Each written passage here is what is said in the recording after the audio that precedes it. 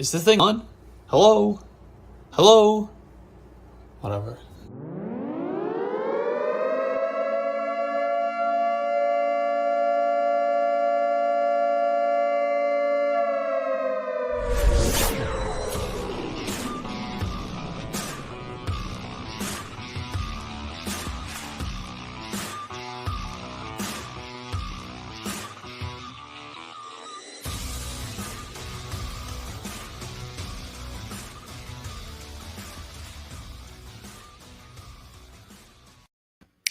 We're live.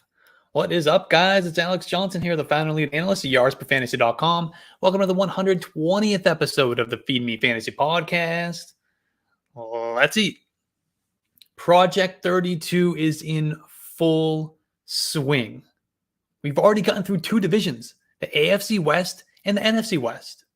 If you don't know what Project 32 is, it's our 32 teams in 32 days series put out by my guy, Coach Bruce.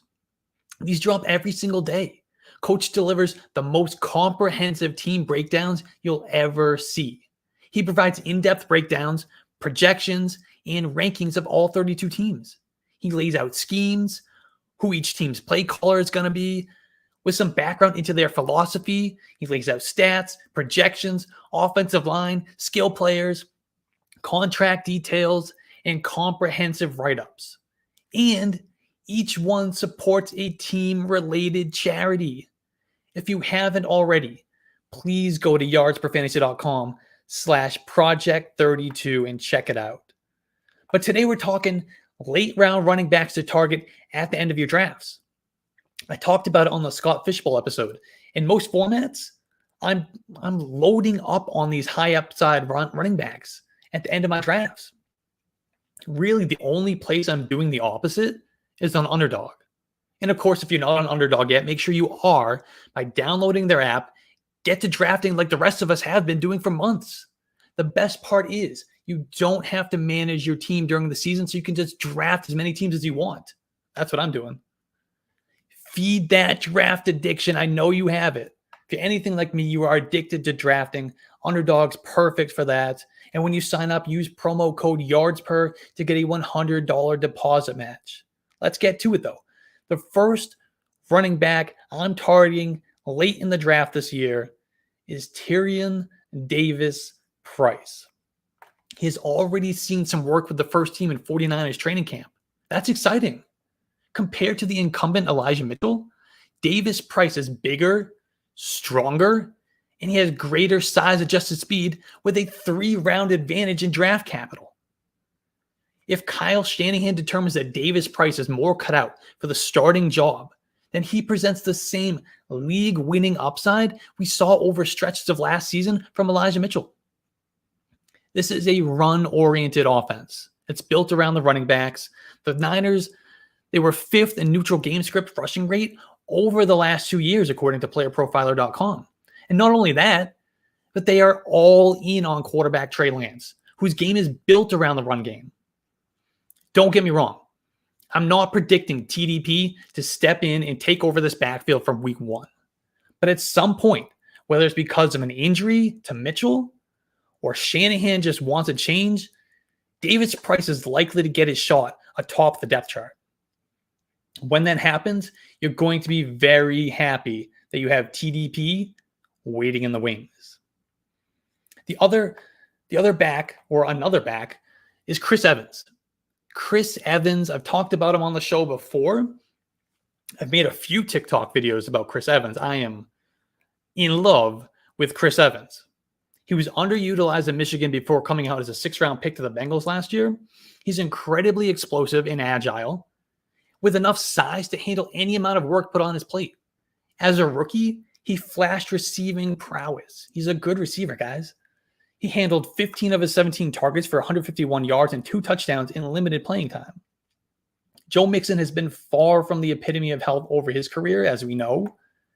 And if anything were to happen to Mixon, just Samaje Perine stands between Evans and a significant role in one of the league's top offenses. Head coach Zach Taylor has already acknowledged that Evans and Perine are fighting it out in training camp for the RB2 job. And Evans has an all-purpose skill set, and we would become one of the more valuable handcuff running backs in fantasy football if he's named that number 2. So another running back I'm drafting late is Kenny Gainwell. He actually got off to a hot start to his rookie season. But after finishing as a top 24 running back twice in the first 4 weeks, the Eagles seemed to scale back his role in favor of crusty veterans like Boston Scott and Jordan Howard. Still, Gainwell proved he can hang with the big dogs when given an opportunity. That's encouraging. He was incredibly efficient as a receiver out of the backfield, averaging 1.73 yards per route and 7.7 yards per reception, which ranked 6th and 12th among all running backs respectively, according to Player Profiler. That was on an 11.3% target share. In limited playing time, that's pretty damn impressive. That was 16th among all running backs. Gainwell is nearly a lock to seize a significant role in the Eagles' backfield in 2022 as the primary passing downs back. That's a Philly offense that everyone and their mother expects to pass the ball more this season. On top of that, there may be an opportunity to earn some more carries as well, considering the team doesn't exactly seem committed to giving Miles Sanders a full workhorse role. Like, they pretty much hate Miles Sanders, and it's kind of obvious. And already we've seen Gainwell working with the first team in practice, in training camp. And even head coach Nick Sirianni, he showed up to a recent post-practice press conference wearing a Kenny Gainwell t-shirt. If that doesn't indicate the team's love for their second year back out of Memphis, then I don't know what does. This next guy's a rookie. The Chargers have been looking for a bigger back to pair with Austin Eckler for a few years now. Even Eckler himself has been asking for some help in that backfield. He doesn't want to take all those carries. Josh Kelly and Larry Roundtree, they haven't been the answer. And the team never brought back Justin Jackson. Instead, they opted to draft Isaiah Spiller out of Texas A&M, who fell to them in the 4th round. Spiller is your traditional north-south power back who wins with size and lower body strength. He's going to be a perfect complement to Austin Eckler. While breaking off long runs won't exactly be his thing, it's going to be rare for him at the NFL level, he has the patience and the vision to take full advantage of what is blocked for him. That's really all they need. Whether you were a fan of Spiller coming out of college or not, there's no denying that he has a great opportunity in Los Angeles. We already know the team wants someone to step up in that change of pace role. That's a valuable opportunity in a high-powered offense like the Chargers. Spiller would easily have some standalone value if he truly seizes the opportunity. And in the case of an Eckler injury, Spiller would prove to be one of the most valuable handcuff running backs in the league as an instant RB2 with RB1 upside. Here's a quote. All right, I got a quote for you from my post-draft analysis on Isaiah Pacheco in the yards per fantasy rookie draft guide. It reads, Isaiah Pacheco has a real chance to earn an opportunity in the Chiefs offense. While the other backs on the team, being Clyde Edwards-Helaire, Ronald Jones, and Derek Gore, it's not hard to envision an athletic back like Pacheco coming in, impressing coaches, and creating a role for himself. That was the quote, and it's happening. Guys, it's happening. We've heard all the training camp buzz around Pacheco. And at first, it was just that buzz. Like, okay, there's buzz about everybody at this time of year. All right, kind of take it with a grain of salt. We all remember Darwin Thompson, right? But we're now 2 weeks in a training camp, and it seems like every single day we are hearing more and more positive reports about Pacheco. It's gone from he's going to be a kick returner to he's running with the ones. That's where my attention gets grabbed. He's running with the ones consistently. I'm not saying he's going to be the week 1 starter by any means, but the truth likely lies somewhere in the middle between that kick returner and he's running with the ones. He's going to have a role.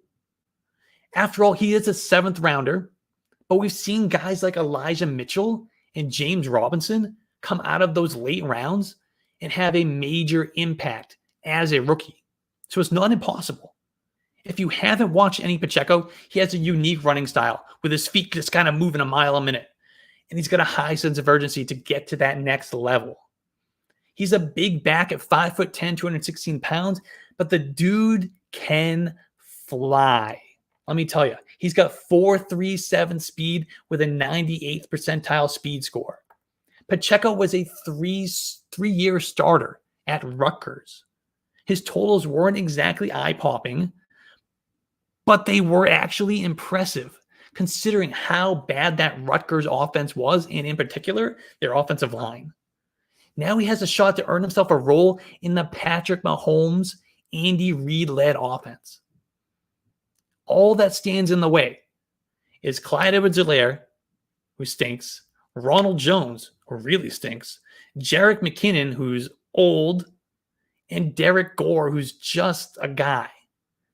That's not exactly a group of Hall of Famers.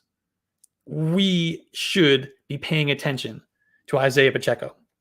Staying in the AFC West, 3 straight guys from the AFC West. This is such a fun division, especially if you're into sports betting. There are so many ways you can get a piece of the AFC West, whether it be player props, betting on the winner of the division, team win totals. It's all there on BetUS. And when you sign up on BetUS, use promo code YARDSPER to get yourself a 125% deposit bonus on any deposit between $50 and $2,500. But we need to start talking about Zamir White. It's time. The rumblings about a possible Josh Jacobs trade are getting louder and louder and louder by the day. I mean, who the hell features their starting running back in the Hall of Fame game? The second a deal happens, the door opens for Zamir White to be the early downs back in the Raiders offense. White is a former 5-star recruit out of Georgia. He stands at 6 feet, 215 pounds with 4.4 flat speed, an impressive burst as well. White will be a chunk play machine at the NFL level. While Kenyon Drake and Brandon Bolden would likely take the majority of the passing downs work, White would get a significant percentage of the carries and the goal line opportunities. That's important, especially in that offense. And if you think about it, he really fits the mold of some of the more successful running backs from Josh McDaniels' time with the Patriots. With Jacobs on the last year of his rookie deal and the team opting to not pick up his 5th-year option, a trade would make perfect sense. It really does. If you think about it, it really makes perfect sense. Why not just get something for this running back, a not very valuable position, when it comes to wins and losses in real life football? Why wouldn't you just get something in return rather than just letting his contract expire? It makes sense. It really does. And in what is expected to be one of the better offenses in the league, in a division that houses 4 powerhouses, the RB1 job in Vegas, whoever has it, will be quite valuable to us as fantasy gamers. That's really all I have today. We talked about 6 running backs. We'll be back I know today's Tuesday. We're kind of doing a little different schedule this week, but we will be back at the usual Wednesday afternoon time next week, talking late round quarterbacks and tight ends. In the meantime, check out everything we're doing at yardsperfantasy.com, from our draft kit to Project 32 to the 60-plus page auction guide we just put out last week, and more. Check it all out, yardsperfantasy.com. Thanks, guys.